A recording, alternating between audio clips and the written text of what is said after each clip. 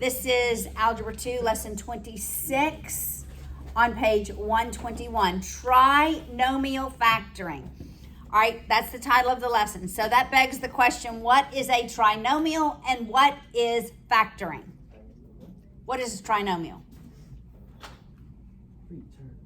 Three terms. That's right. Thank you. It has three terms. So what is factoring?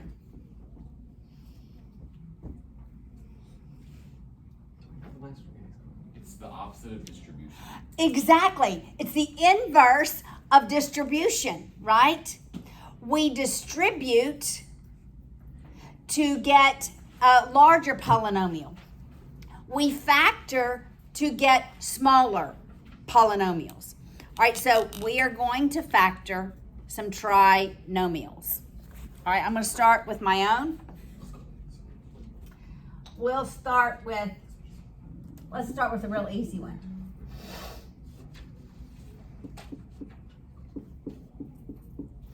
All right, what form is this? It's standard. I'm going to tell you. There's actually multiple forms. There's at least three forms of the trinomial. So it's always in the form of ax squared plus bx plus c. So that the a value goes with the x squared. The b value goes with the x, is the coefficient to the x. And the c, we call it c because it's constant. It's always the number, all right? All of the polynomials in this lesson will have a lead coefficient of 1. The lead coefficient is the coefficient with the highest term with the highest exponent, okay? When it has a 1 as your lead coefficient, it's called a monic lead coefficient, 1, singular, okay? All right, so before we begin factoring, it has to be, your polynomial has to be in standard format, always, all right?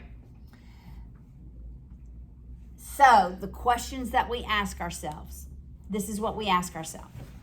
We're going to ask ourselves two questions. I'll write the first one, not number 2 first. The first question. What are factors of the a value times the c such that, and they're tied together, their sum equals the b value? So what are factors of the a times c value such that their sum, the sum of those factors that we came up with, add up to the b value? All right, so a is 1. What's the b value? 2. Positive 2. The sign goes with the value. And c is 1.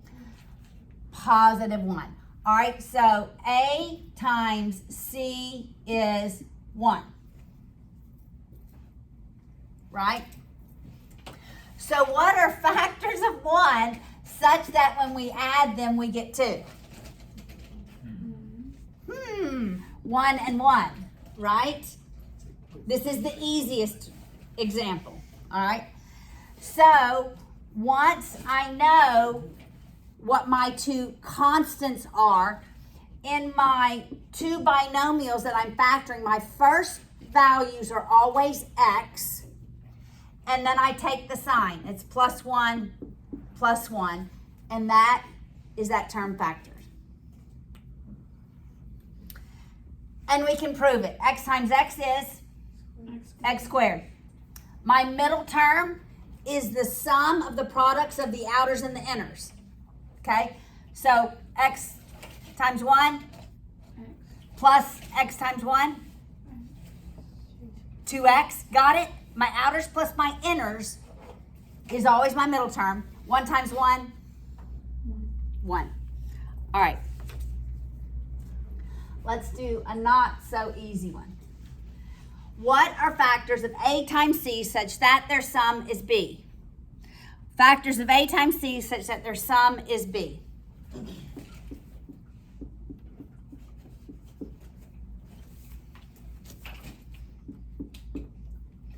All right, what's the product of A times C? What is it? 12. Negative 12, right? That's the product.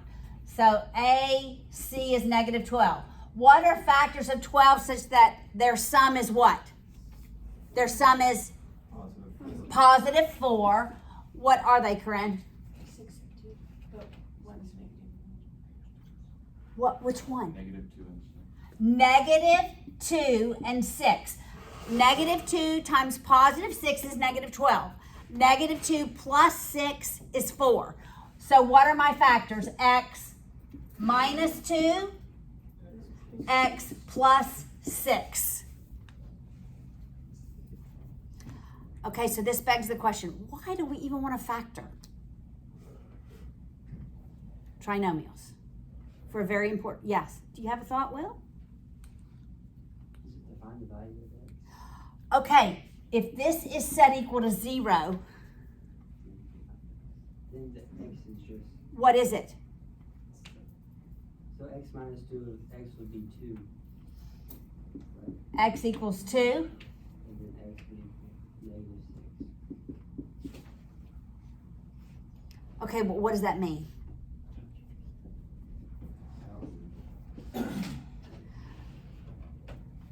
Here, the 0 is really the y value. So we've set y equal to 0 and we've solved for x. So when y equals 0 and x is a number, what is that? If I were to graph, it gives me ordered pairs. 2, 0, negative 6, 0. Okay, there's one other thing I want to draw your attention to because this is going to be important later. Notice the solution for x is the opposite, the opposite of the factors. Got it? So when I get my factors, I know x is 2, I know x is negative 6. It's going to be important when we're going to have lead coefficients later. We're going to do the same, it'll be the same thing. So if I plotted those points,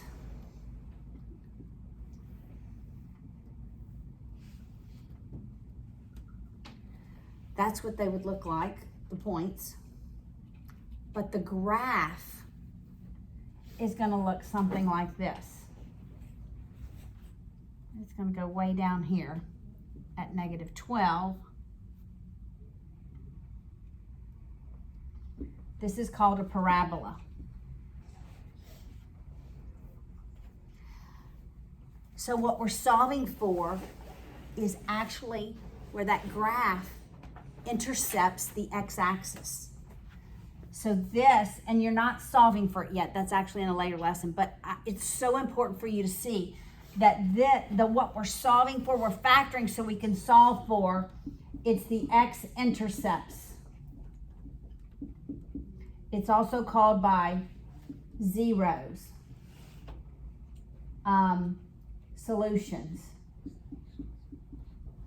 roots. All of these terms mean the same thing. Yes. How can you set x minus 2, x plus 6 equal to 0? Yeah. I don't know how you got to 0. How do you know it equals 0? When we set it equal to 0, when it's not equal to 0 in this lesson. In just a few lessons, it's going to be set equal to 0. That's going to be a given. So they're going to give us it's equal to Eventually, So today's lesson. So the top number is equal to 0. Yes, in a future lesson. But for now, it doesn't. Correct. They're only asking for the factors. Okay. Got it? But it seems silly to teach you this and not to teach you why. What we're looking for. All right, so when you read other textbooks, it's going to say x-intercepts, it's going to say zeros, it's going to say roots. This textbook only uses solutions for the most part. Okay, but you need to know this. And visually, what we are solving for is where it crosses the x-axis. Yes. What if you What if you have a number that doesn't, see, all of these are really easy numbers. And That's you can easily correct. do all that. What if you have a number where you can't do it just Like in the your square root mind? of 3? Yeah, or something like that. Yeah. How would you figure it out? You Yeah, would but how- convert it to a decimal with your calculator. But we don't have to. You don't have to do that. Right. You don't have to do that. All right, let's work the examples in the textbook. All right, but do you understand? Yes. What are A and C again? That's the only part I don't get. Okay. A is the value that goes with x squared. It's the coefficient to x squared. B is the coefficient to x. And C is always your constant. All right, I got it. Okay, so here's one other thing. One other thing I want you to know. Because we're going to be graphing parabolas next semester.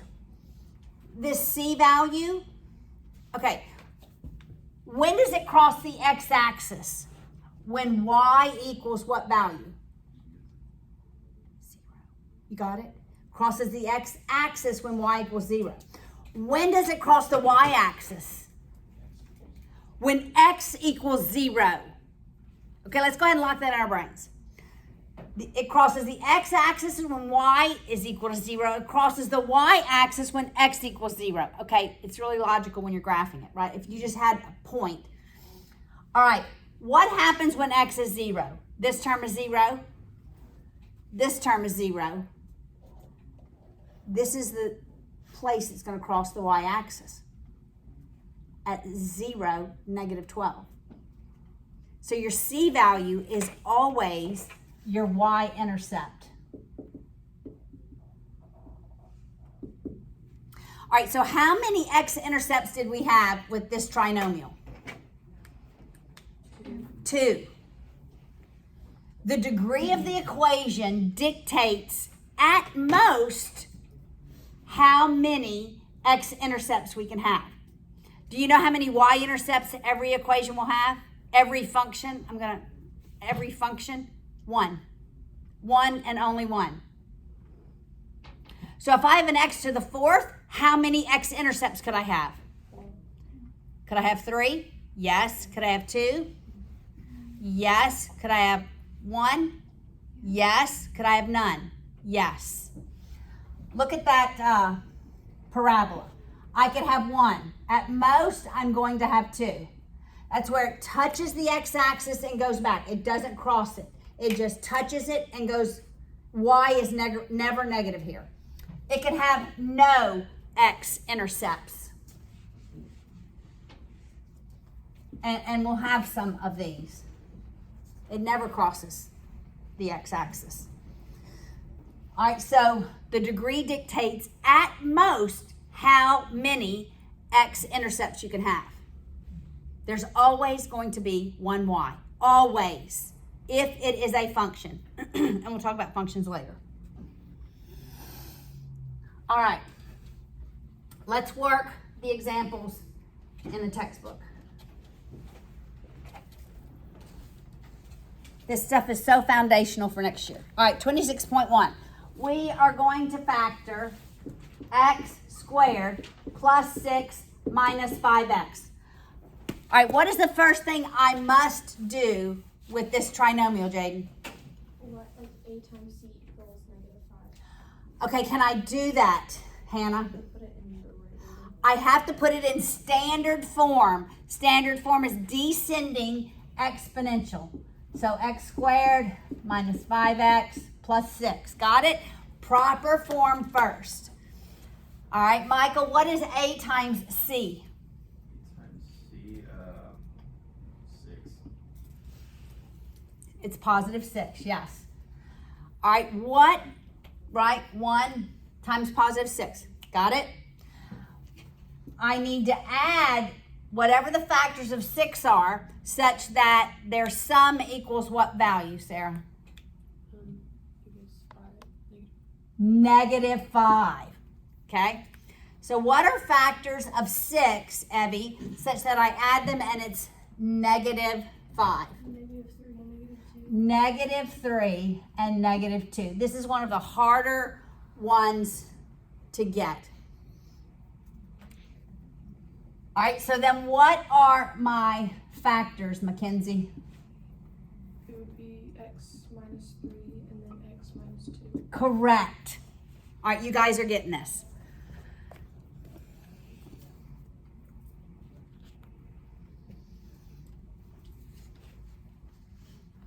All right, let's look at the next one.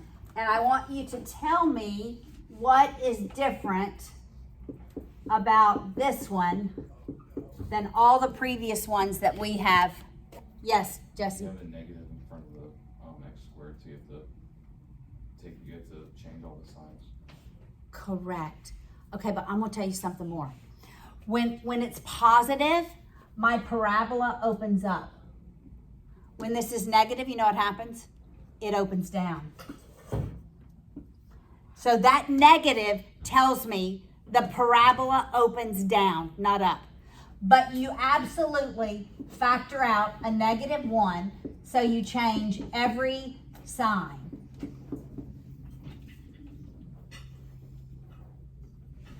Because that -1 tells me that we have a reflection. All right? So now I'm looking for factor. This -1 is not the lead coefficient. It's like multiplied by all of them. I left out a parentheses, right? So now I'm factoring what is in the parentheses. All right? So what are factors of what value, Nathaniel? Factors of? Negative 14. Factors of -14 such that we add them and they equal what? Ashley? -5. -5. All right. Factors, Dylan, of -14 such that we add them and the result is -5.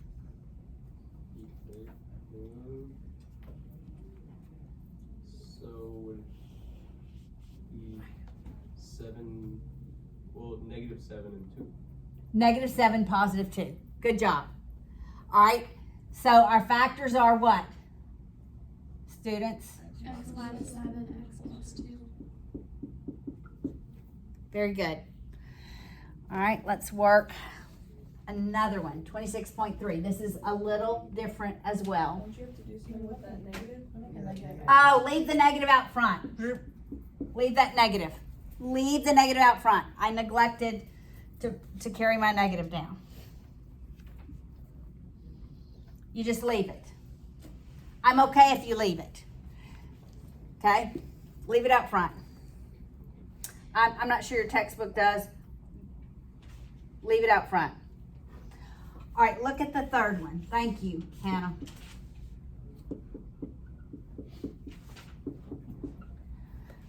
All right, first thing, Jake, what do I do? Factor out the. Well, first thing is proper form. Then I'm going to do that. I always want proper form first. What's proper form?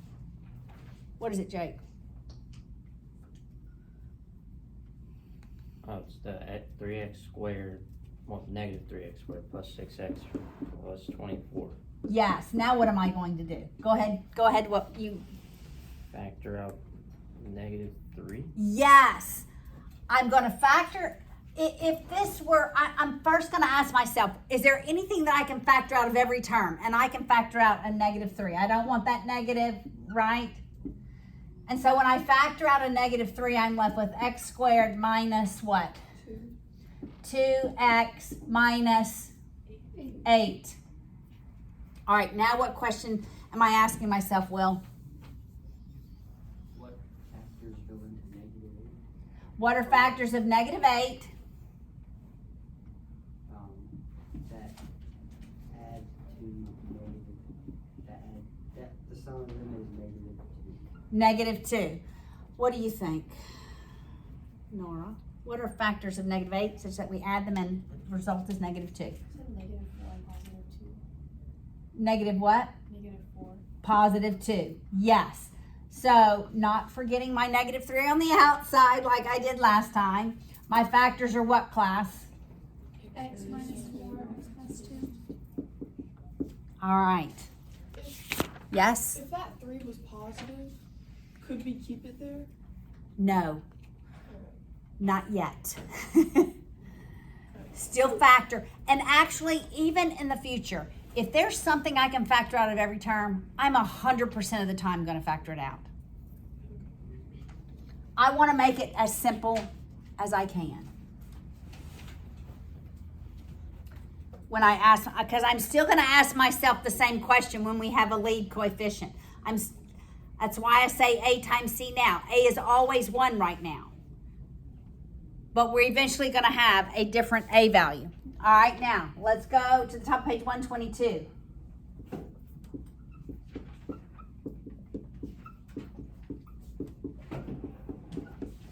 All right, Ashley, first thing, what?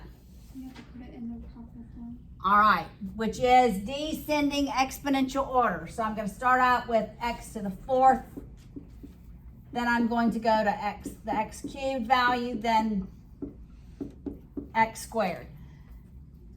Now this one is different as well, right? What, Corinne, do you think I should do first? You have to factor out -2x squared. I'm going to factor out a negative 2x squared because I can factor that out from every term. How many x-intercepts at most am I going to have?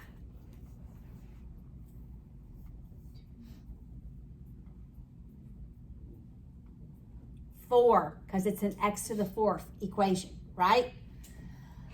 All right, so what is this first term? It's just, class, next term, Minus 6x. last term. -32. -16. Okay. Yes, okay. All right, so I'm asking myself, what questions, Jaden? What can you multiply to equal -16 and what adds to All right, Nathaniel, what multiplied equals -16, but added equals -6? -8 and 2. So my factors are -2x squared times x minus 8 times x plus 2. What makes this first term, if this were set equal to 0, right, we're supposing, what would make this first term 0? What would the value of x have to be? 2x. For this first one, What would make that equal to 0? What would the value of x need to be in order for -2x squared to equal 0? 0. Yes. Michael just said 0. Right? Because 0 times -2 is, 0. and 0 times any other number times any other number is. 0. All right, so we would only have 3 solutions here. All right, don't forget the solution outside your binomials, okay, when we get there. Wait, why does x equal 0? Okay? Why is that an option? Why Because not, it's a x factor. equals- It's a factor. In order to get back to the original equation, I have to multiply this times this times this. Right?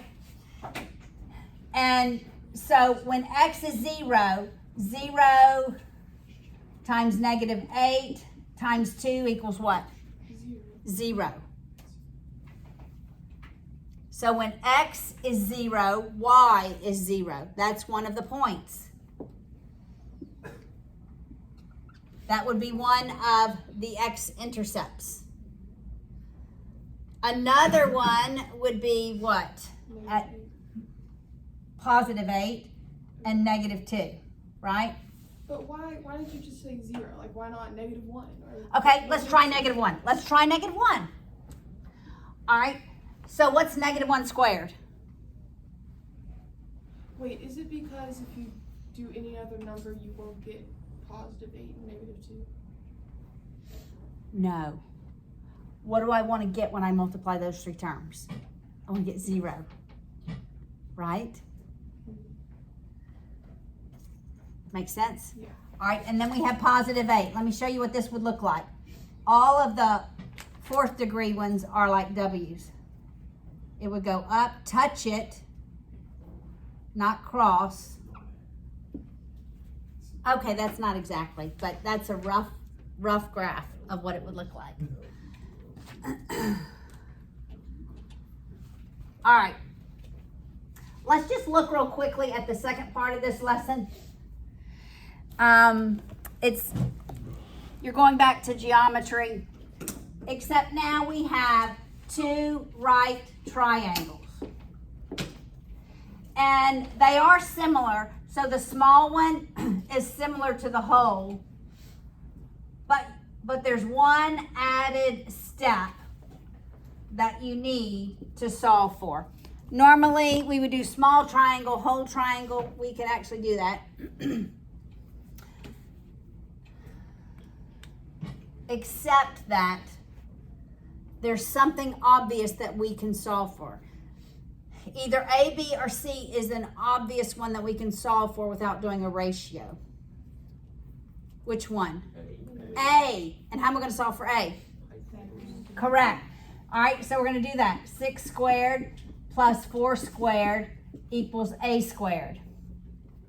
All right, so that's 36 plus 16.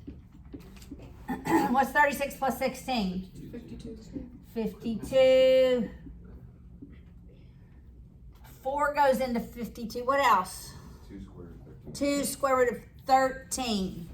So A is 2 square root of 13. Now I'm going to write my ratios, right? So I'm going to do the small triangle and I'm going to do the large triangle. In the small triangle, we have 6, 4, 2 square root of 13. What side corresponds to the 6 in the large one? 10, this whole side. What side corresponds to 4? What side corresponds to 2 square root of 13?